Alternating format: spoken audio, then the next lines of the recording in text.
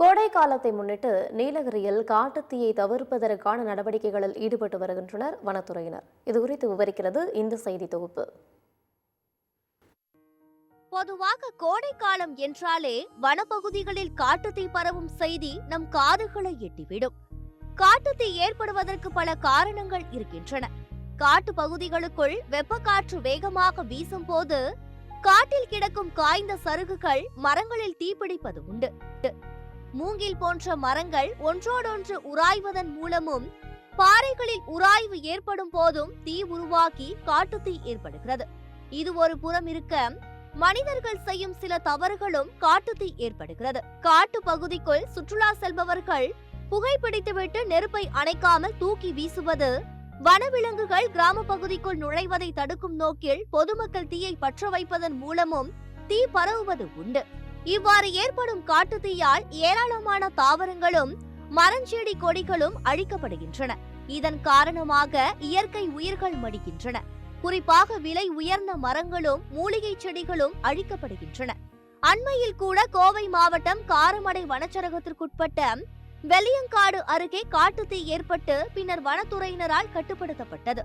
எனவேதான் கோடை காலம் தொடங்கியதும் காட்டுத்தீயை கட்டுப்படுத்துவதற்கான பணிகளை வனத்துறை மேற்கொள்கிறது. இந்நிலையில் நீலகிரியில் இரவு நேரங்களில் நிலவும் கடுமையான பனி மற்றும் பகலில் கொளுத்தி வரும் வெயிலின் தாக்கம் காரணமாக உதகை மற்றும் அதனை சுற்றியுள்ள வனப்பகுதிகளில் தற்போது வறட்சி தொடங்கிவிட்டது. இதனால் முதுமலை புலிகள் காப்பகத்தில் தற்போது காட்டுத்தீ ஏற்படும் அபாயம் உருவாகியுள்ளது.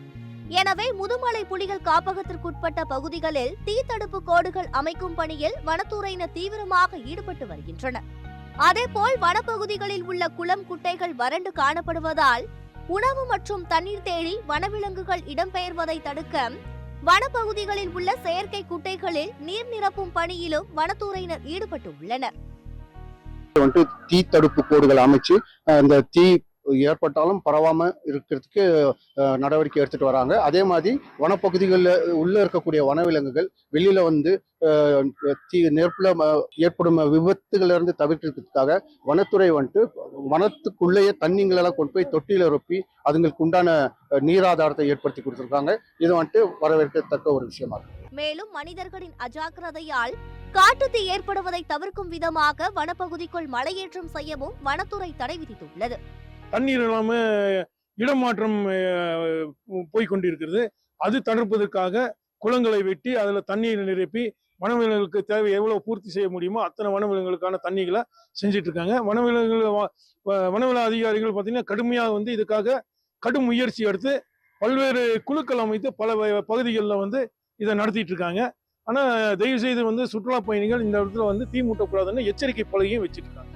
எனவே காட்டுத்தீயினால் ஏற்படும் பாதிப்பை உணர்ந்து காட்டுத்தீயை கட்டுப்படுத்துவதற்கான நடவடிக்கைகளில் பொதுமக்கள் தங்களால் ஆன ஒத்துழைப்பை வழங்க வேண்டும் என்று வனத்துறை கேட்டுக்கொண்டு உள்ளது. இயற்கையை நம்மால் கட்டுப்படுத்த முடியாது என்றாலும் மனிதனால் எந்த விதத்திலும் காட்டுத்தீ ஏற்படாத வகையில் ஒவ்வொருவரும் பொறுப்புணர்வுடன் செயல்பட வேண்டும் என்பதே இயற்கை ஆர்வலர்களின் கருத்தாக உள்ளது.